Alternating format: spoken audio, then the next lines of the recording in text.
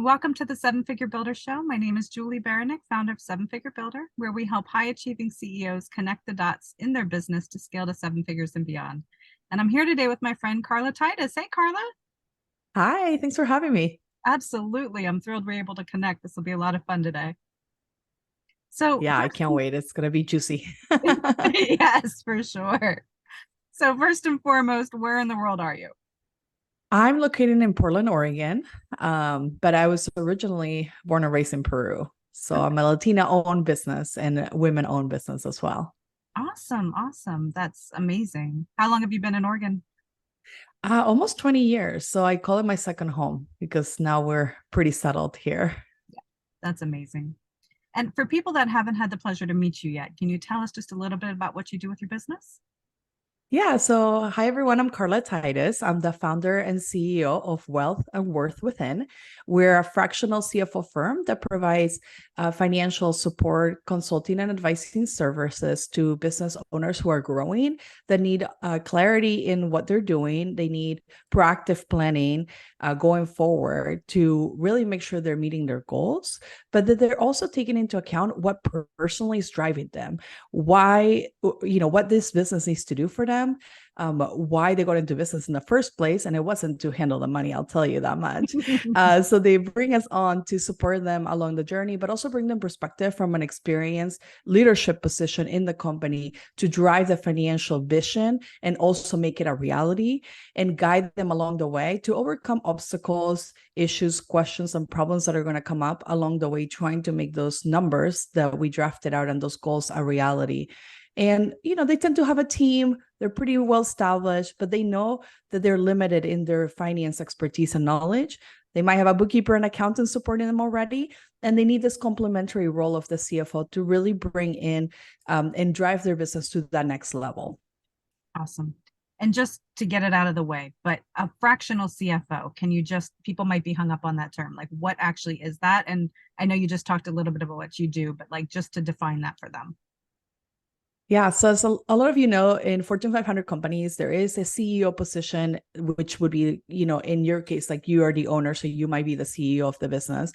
And there's a partnership with a CFO, which is the Chief Financial Officer. The Chief Financial Officer is responsible for the long-term viability of the business, driving profitability, helping address margin issues, making sure that the cost structure are appropriate for the business you're trying to grow, and also where you're going to be growing to. So we're proactively helping plan the financial direction of the company and helping you execute on those plans. Fractional comes in because a lot of small business owners do not have the budget to afford a full-time CFO, and they also don't have the scope to have to hire a full-time CFO. And so the way that we provide services is we have a limited amount of clients that we support to be able to deliver high quality work and be fully involved in their business without the cost of having a full-time CFO. And we will meet maybe once a month, twice a month, or however often we need to, and communicate over email to solve issues along the way. And that is at a fraction of the cost. That's why the word fractional CFO combined. The role's still the same. The level of leadership and the things that we drive for the business are still the same from a CFO position.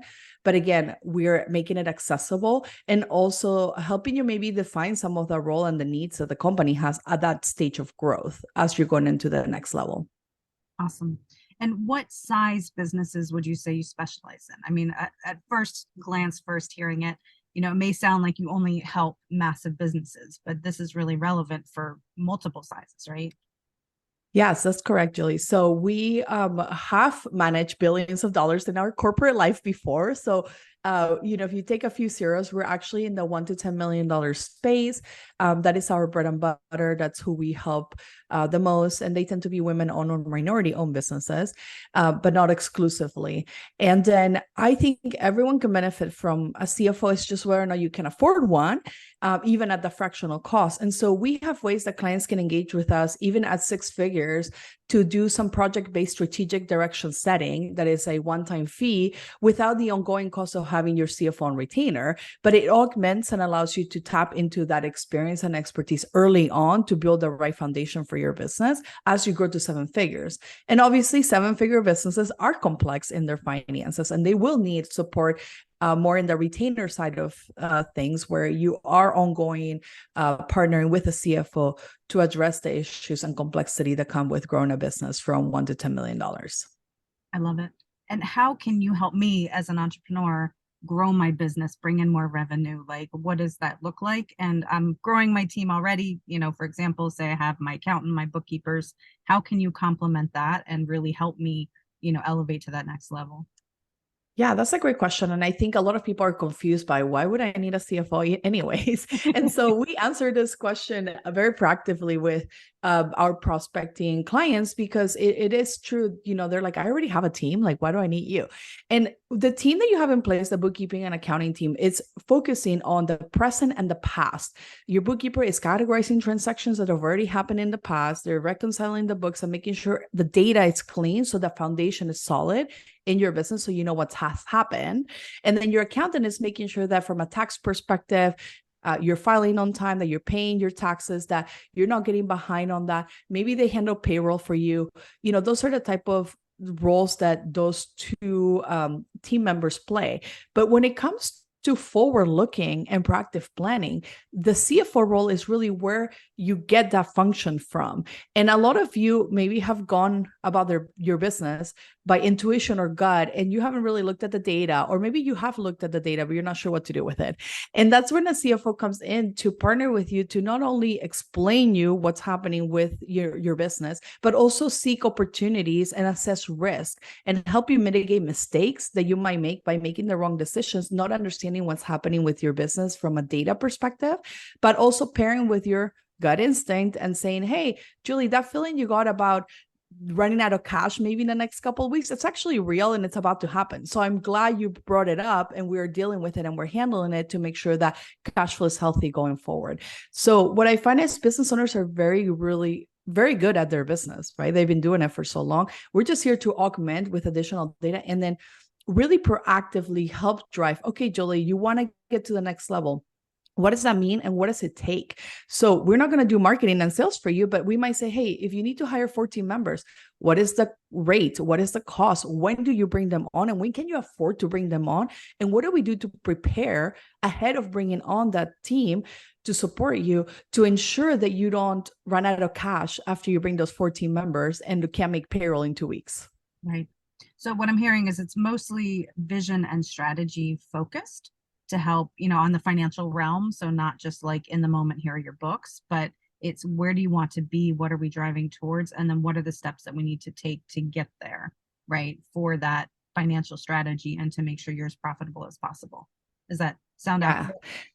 That is correct. And that execution piece is where we focus a lot of our attention when we work with a client on retainer, because driving that accountability and making sure things are actually progressing towards the goals is really key in making those goals a reality. Because anyone can create a plan for you, but can they actually help you execute on that? That's where it falls flat. And so we have operational background as well. We're not in your business day to day helping you, but we are definitely holding you accountable, saying, hey, did we do the 5 things we said we were going to do? And if not, what's stopping you? What were the issues and how can we solve them? So we get really creative about solving problems with you, so you're not doing it alone. And we're also discussing like, what are some of the risks and what are things that could go wrong, and scenario planning ahead of time so that when it does happen, you're not caught by surprise. Yeah. And what are the biggest blockers that you see for people with profitability? Like, where have you seen in your experience, to help people overcome that to become more profitable in their businesses? Yeah. So when we come in and do an audit of margins by program or by project or by product, what I see is a lot of business owners have not sat down and thought through their pricing strategy. They have not utilized price as a leverage to make sure that their margins are healthy. And they also don't understand at times what is a healthy margin. And so they're just paying for things, they're adding costs to their P&L. And then at the end of the day, they're like, why don't I have money left behind? And so we go in and audit both the pricing strategy by giving them ideas on how they can best structure those. Like we had a client that was doing like hourly pricing for the work that they did. And we said, what if we tried on a pricing strategy where we did a one-time price for the full service and give them, here is the clarity you need to move forward because it's a one-time fee and no surprises. And clients loved this so much that they were booking 2 months in advance. Wow. They were putting in deposits, and because it was a new model, and in that industry, that was just not normal. So they were like surprised, and they were like, thank God, because now I know what it's going to cost me. So I absolutely want to sign up for this. And so we test things before we scale them, by the way. And so that was one example of things that we've done outside the norm that allowed us to create more value for the company. Now, we also checked on cost for that one. So we were tracking hours worked internally to know, do we have healthy margins now that we have a set price? Because, people can work twice as much and do the same result. So we didn't want the team to all of a sudden think, oh, I just can work as much as I want and it's fine. No, we still wanted to keep that same level of service and quality, but we wanted to keep it with the same amount of hours and effort.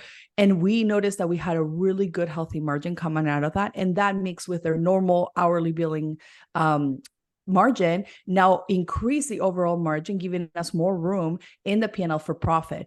And so that's just an example of how we would think about structuring your pricing strategy to help you increase margins. And then on the cost side, we're always doing a cost audit. Are you using the 10 pieces of software that you sign up for?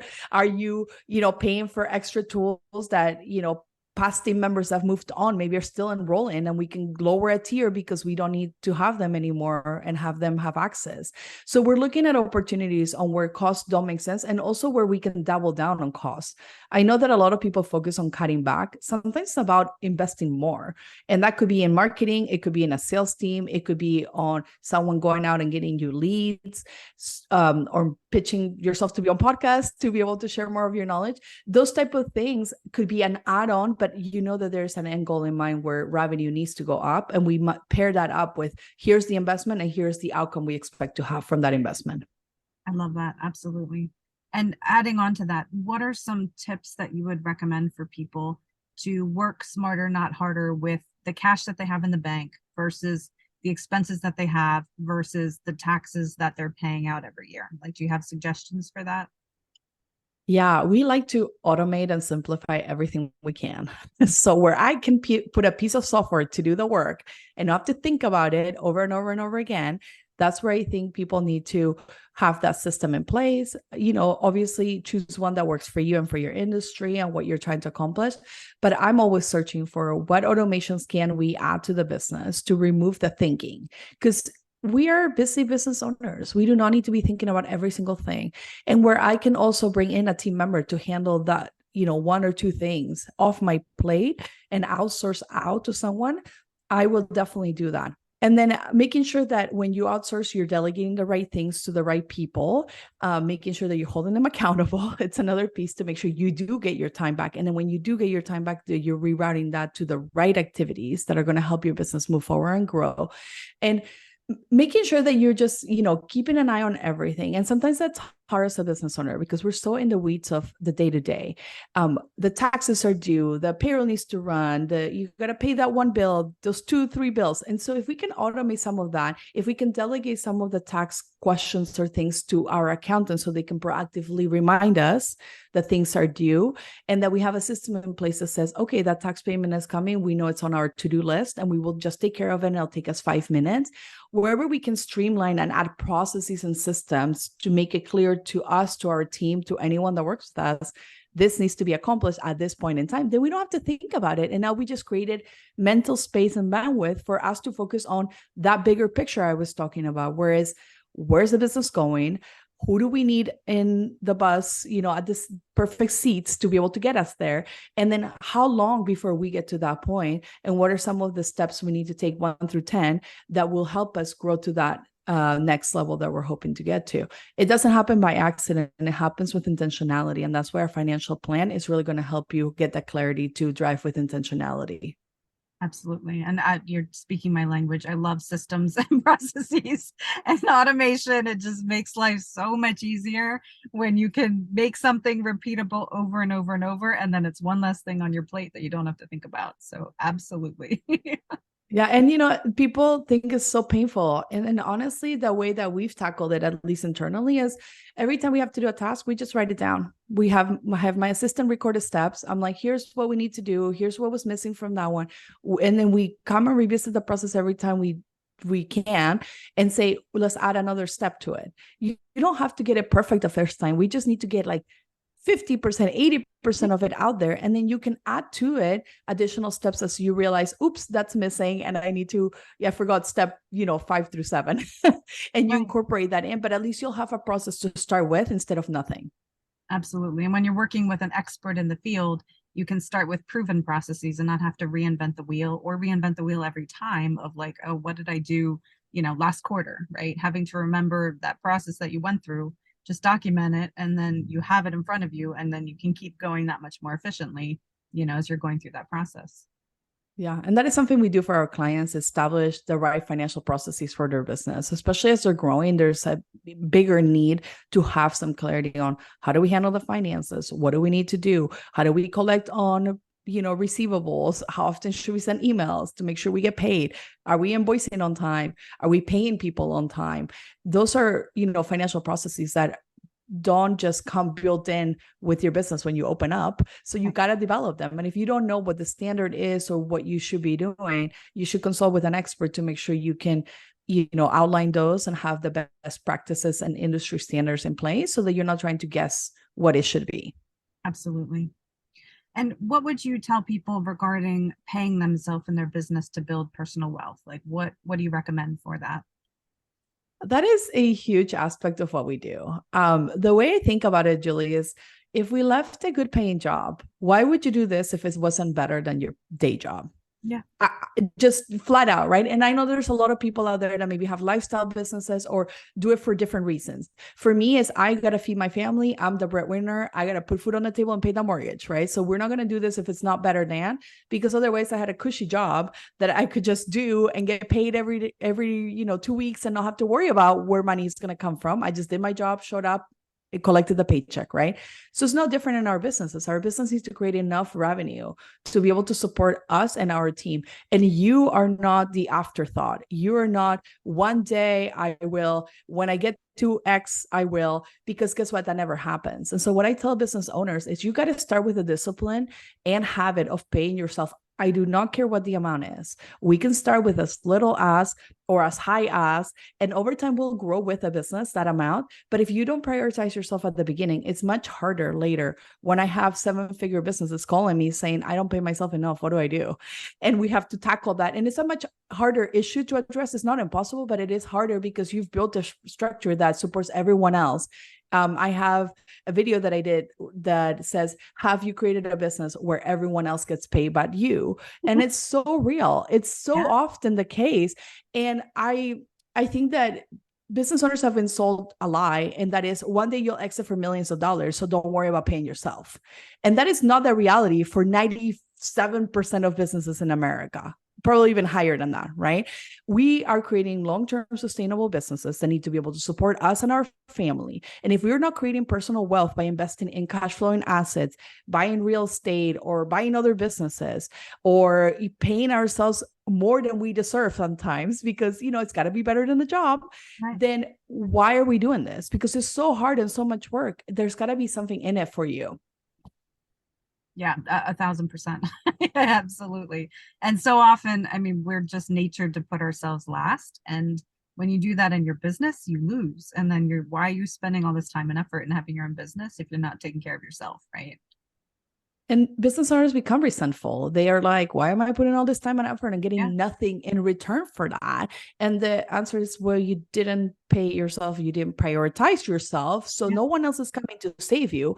No one is going to be like, hey, Julie, you should really put yourself on payroll. Hey, Julie, have you been paying yourself? I mean, I will, but no one else will, right? And that's where I come in to kind of help bring that perspective of, okay, what are you paying yourself? What is the goal that we're trying to get to? And how we prioritize that in the budget to make sure you're part of the costs that get covered. And then if you're just an LLC and do your owner's draw, that's fine. It doesn't matter the method you pay yourself. It just makes the clarity really comes in. What are you taking home from your business to your personal bank account? That's what I want to focus on, regardless of how you pay yourself, whether you're on payroll or not, depending if you're an S Corp. It doesn't matter. It's just, are you putting money from your business to your own pocket as the owner of the business every year? And if it's not enough, how do we get you to a point where you are getting yourself paid enough that feels really comfortable, and over time continue to grow that? But again, this is back to having a financial plan, having an intention, and things will not happen by accident just because you hope and pray that one day, because hoping it's not a strategy, we always say around here. So we need a plan with actions that you execute on to get you to that point where you are prioritizing yourself. And they always say, don't forget, in the airplane, don't they say put your oxygen mask first so you can help everyone else? So why are we doing anything different in our businesses? Yeah, for sure. And you mentioned an S Corp. Do you have a recommendation or preference of like S Corp versus LLC as people are growing? What are the benefits that you've seen between those, as people are growing their businesses? Yeah, this is definitely an accountant question, and I'm not a CPA, so this is not advice. This is just go talk to your accountant based on your personal situation. But I'll share that personally, we became an S Corp this year. So we've gone through that process, and it's been very interesting and eye-opening. I did have my accountant calculate the savings between what I would have paid in taxes as an LLC versus what I pay in taxes as an S Corp now, and also account for their fees, accounting fees that will increase because they'll have to file more things, and payroll costs, because now I have to pay payroll processing fees that I didn't have before, and making sure that you incorporate that and you still ahead on saving money after all those costs is really critical when you're making a decision to S Corp. And it takes more than people think to get to that point, because you got to be making enough to cover not just your salary, but all your costs and all this added costs that come with being an S Corp. So I say, check with your accountant. The guidance tends to be, and again, just from what I heard, right, between $50,000 to $75,000 a year of profit minimum to even consider this paying off or being, enough for you to want to make the switch. And so if you're around that area or that space or even higher, you should definitely be talking to your accountant, because there's benefits that come with being that, but there's also restrictions. So you need to be aware of, like, what happens if you don't want to be an S Corp anymore and you want to switch status? What does that all mean for you? Because there are implications. And I was very clear with my accountant to understand what those were and making sure that I was making the right decision for my business. And we do the same thing with any of the clients that we support if they're not already, an S Corp, which most of the time they are, because they're established business owners trying to save on taxes very intentionally. Absolutely. And that is a very intentional effort for sure. Yes. So let's talk exit strategy. You mentioned that earlier, but what do you recommend for people? Like, so often it seems that that's not part of the equation early on, and people just think it magically happens at some point. But what do you recommend for people with that? Well, social media has told us that one day we'll be bought by for millions of dollars, right? Happens, so magically, that right? happens with like startups in Silicon Valley. So like, let's get real. Like, that's not that normal business owner day to day that's creating a business long term to provide for their family. So we like to bring exit planning actually to the forefront of business owners. And because the reason we do that is because we want them to think, what are you doing this for? Like, are you going to run it for the next 20 years? Or are you planning to retire in 5 years? Or are you planning to be financially independent and maybe have more time with your children, and you don't want to be running a business anymore in 2 years from now? We walk backwards from that. Depending on what their answer is to exit planning, we can decide the time frame on what are the financial markers we need to have in place and financial milestones we need to achieve in the business to position them for the highest valuation we can get for the business before they go on to trying to sell it. What happens often is the business owner is like, I'm tired, I need to quit this thing, so I'm just going to sell it, right? Sometimes they say, I'll close it down. And we're like, we have one better choice for you, which should be to sell what you've created. Right. So like, definitely don't close your business. Try to look for a buyer and try to sell it at the very least. But when the business owner says that, it tends to be a little too late, because if you haven't had the right financial markers and health in the business a couple years in advance, the valuation of your business will be so much lower. And then business owners are like, what do you mean I can only sell it for half as much as I thought I could? And that's the problem, because they're like, well, now I really don't want to go, but I'm so tired and I'm ready and I want to move on. I just have to sell it for nothing. And it's not worth it because all the effort they put into their business. And so what we tell business owner, if you want to exit, or better yet, if you want to just have the option to sell one day, no matter how far in the future it is, we should always be focusing on financial health for the business. We should also be optimizing for profit, making sure there's room for someone to come in and get paid a salary. That's why it's so important you pay yourself, people, because when you sell it, someone doesn't want to buy a job. They want to buy a fully functional business that they can plug in an operator into and then just cash flow positive the rest, or jump into the CEO seat and get paid a good salary. Tends to be six figures, right? For them to run it and want to own this business and buy it off of you. So there's a lot of things that come into play when it comes to preparing for exit planning. But what people don't realize is that sometimes life happens on them. Sometimes they get sick. Sometimes some unexpected circumstance pulls them away from their business, and then they have to sell, not by choice, but because that's what's best for them personally, and they're not prepared. And so with our clients, we're proactively always mapping out what is the best course of action if we had to sell, what does it look like if we had to sell, what is the valuation of the business, and then we can partner with a broker to get that happening, because we already have the right numbers in place and the financials look fantastic because they've been working with us. Obviously, that's our job to make sure that happens, and they can choose that option anytime they want, versus they're stuck in their business for 5 more years because they do not have the right numbers. Yeah. And with that, how does having your face on the business play into it? Like, so many business owners, they are the business. And if you ever want to sell your business in the future, like, what can they do to plan for that ahead of time? Yeah. So when it comes to, I'll speak to it from two sides. There's the brand value side of the business, and then there's the, your face is plastered all over your marketing and stuff. What do you do? So that one is easy to shift, because you could just start replacing your face with a team cover or just the logo of the business. You can create a new name for the business and put a new logo up that doesn't have your name on it, right? So that one is like straightforward. Where I get worried as a CFO is the brand value you've created on the original name, right? So if it was Julie and it's your face is plastered all over, Julie has a value on the brand that she's created for the last 10 years. Do you really want to replace Julie? I say, let's be cautious and decide and make a plan for what does that look like? How much time do we need to give people to adjust from Julie to whatever new name you've given the business? How do we cleverly transition people? And this is where a marketing expert is probably going to come in and help us with that plan. I would not be the one to strategize that, but I do know that brand value is important when we sell the business because of recognition, following, people are used to it, and you build it for the last 10 years. So why would you want to scrap it and start all over? Right. You don't. And so we need to strategically plan about a transition, or sell the business with Julie on it, except not the face, but just the name. Right. And maybe another Julie will buy it if we're lucky. Maybe someone named something else will buy it and won't care. So we have to kind of decide, is this worth the trouble? Do we want to shift it? Do we want to just present it and see what kind of feedback we get from buyers?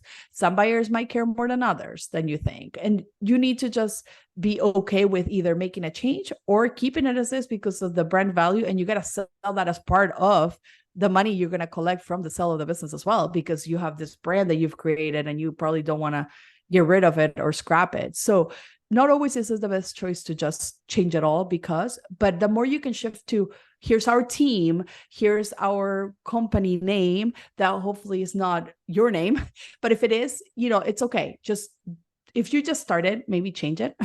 But if you have years of building this, pause and think about with a marketing strategy what you want to do. Yeah. Yeah, and you mentioned it's so easy for people to get burned out in their business, and you go through so many years of your heart and soul in this business. How do you encourage business owners to have fun in their business again? Like what have you seen that, you would recommend to people? Well, first, we recommend that you don't work full time, and that's, I know, a very like privileged position, but with the right finances and the right team in place, you should, as a business owner, not have to be working in your business 24/7. And if you are at first, that's okay because you're building it. But over time, as you become more established, you should be reducing the amount of hours because you're bringing in team to come do the work for you and start to help drive the operations of the business. So the more you outsource to the team, the less you get to do, unless you're filling your plate up with things that are honestly don't matter. So first, do a time audit. See, what are you spending your time on? Does it require you, or can you hire someone to take on those tasks for you? And then you realize quickly that maybe a lot of the things you're doing that you think only the owner of the business can do, are actually things that an operations manager can take on, or an office manager, or something that you can bring in. Obviously, keep in mind, this is an additional cost, right? So you're taking away maybe some benefits, but at the end of the day, if you're still profiting, you can take off owner's draws after. So start to make the time audit, so you'll find a lot of things you're doing are probably unnecessary, and then realize that, can you operate your business on 20 hours a week? Start making that the goal and start shifting what needs to happen in order for me to accomplish that. And maybe if you started with 60 hours, go down to 40, go down to 30, start to make it a step so that you're not trying to drastically shift everything and then you're gone and the team is like, what happened? So the goal is to shift slowly but surely, intentionally, again, back to like a good workload. And know that, I know a lot of you are probably type A control, over your business at all times, because guess what? I am too. But you got to learn to delegate. And it's not an easy way or an easy thing to learn. It's something that's going to come with practice. And over time, you get better at it. And you will get addicted to delegating, because when you have to do less to make the same amount of money, you just increase your hourly rate, right? So we want to get to that point where we're working just enough that we feel challenged and connected and passionate to our business, where creativity also starts flowing back, because guess what? You have time to be creative. Yeah. Before, you're like working so much that you have no time to think. We need white space as business owners. We need to be able to think about the direction. Where are we going? What are new offers? What are some things we want to, that our clients are asking for, that we could create an offer around? We started this because we were creative, right? We wanted to do our own thing. We wanted to put an offer out there for the world. And you stop doing that because you go so busy running it. So try to peel off what you can. And I understand not everybody's in a position to outsource, but the more you do, you realize you'll get your time back. And if you intentionally manage that time to bring the fun back into your business. Like, I was at the river all day on Wednesday with my family because I blocked off a day off while my team was running everything in the background. And then I logged in for a couple hours a night to just check on everything. And it was glorious. We didn't get this here just because, but we intentionally, for the last 5 years, have been working to peel me off as much as we could to just the core things that I have to do in the business to allow me to have that flexibility. So it's not impossible, but nobody's coming to save you either. Like, this is all on you. You got to make it happen for yourself. Yeah.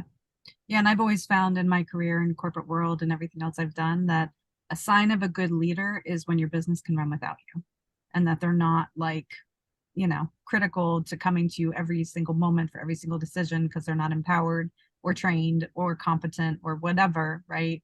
But that you can take a step away and that your business can continue to run.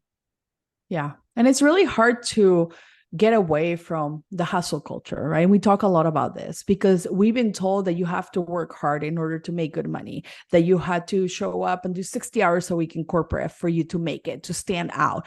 Guess what? You don't have to do any of that here. You own this thing. You can make the new rules that you want, but it's really hard to undo, in my case, 11 years of corporate experience on, you got to show up 9 to 5. You got to do this. You got to be here. You got to be in meetings that are pointless.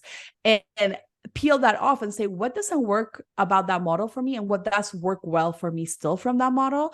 And that was the execution and the planning and the being strategic really still works for my business really well. So I'm bringing that from corporate and I'm taking away what doesn't, which is the endless meetings for pointless reasons, the having to be there 8 to 5. I made my own schedule. We like to start at 10 because I'm not a morning person and I'm happy to put in hours at night or a few on the weekend if I need to, but I get to choose what schedule works for me and my family instead of it being dictated to us. Yeah, absolutely. And you've accomplished a ton throughout your career, through your corporate career and all that you've done with your clients. But how do you define success? What does that look like for you? Well, this has shifted actually as I've been building my business because I thought success was making all the money and having the title, right? I think we all did when we were in corporate, and it's just like part of like what is ingrained on us is you got to keep climbing the ladder, keep, getting the promotion. And I did for many years. And then I realized when I looked at the top, I was like, I don't want to be working 24/7. I don't want to be on call on the weekends and miss out on my kid's life because I'm working in this job that, it's only going to pay me so much. By the way, there's a ceiling. And I didn't like that. I wanted to make as much as I wanted to without restraint. And I wanted to really have the time freedom. Like for me, that was my driver is I wanted to be present with my kids when I wanted to be, not when they told me I was allowed to. And having the time freedom and financial independence to say, no, thank you. And thank you for serving me for all these years, but it's time for me to do this other thing that allows me to be in control of my schedule and have that time freedom to enjoy my family. And at the same time, have a fulfilling, challenging job to serve my clients with high quality because I'm present, because I'm refreshed from taking time off. To me, that was the goal. And it was a new goal, a new redefinition of success that I think a lot of people don't understand or don't share, but that is okay. Because I think as business owners, we are pushing the status quo. We're changing what success is and redefining it for others. And then when others come to me and say, oh, wow, I see you posting that you're at the river all the time or that you're taking time off to do things that are fun. They notice that the new definition of success is working really well for us. And they ask a lot of questions. So don't be afraid to push and define it for what it is that you need in your life and what's important to you. Because I think that especially now after post-pandemic, a lot of people have redefined what success means and what they want out of their lives. And I'm just one of them as well, who recognizes the importance of my kids won't be here for long. And when they go off to college, I can always go back to the corporate job and keep climbing, right? Just right now, for me, this is what's important. Absolutely. And to that point, what can people expect from you next? What do you have coming up? We are always up to so much stuff. I like to be busy. If you haven't noticed, I'm like pretty intense person. I love to do everything. I'm just really passionate about the work we do here. We're trying to put more money in the hands of women and minority-owned businesses because we know we do more good and give back more to the community when that happens. So, and we want economic power to go to women because guess what? Decisions get made in households because of women. So like, I don't know why they haven't noticed that the economy is kind of driven by us, but hey, maybe they're catching on. And we always have new podcast episodes coming out. We're always guesting. We have a newsletter that we send out monthly that you can sign up for on our website at wealthworthwithin.com. And we don't spam you. I don't have time for that. So we only send it once a month to let you know what we're up to, what fun things we've been doing, and where we've been guesting. And we have a workshop coming up next week where we're teaching about how to make your business financially resilient during an uncertain economic times. So if that's something that you want to check out, feel free to sign up. There's a code to attend for free, so you can join us. And we're just about sharing all the knowledge and education for business owners to really take intentional care of their finances. Because guess what? Everything you do in your business touches money. And if you're not paying attention, your business will get the attention.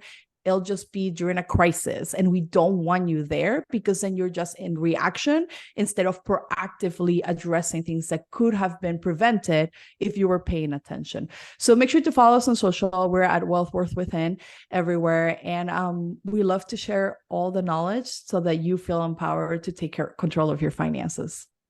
Awesome. Thank you, Carla. This was amazing. So definitely everybody go check out Carla and her website, and all her links. We'll have them down below for you to go check them out.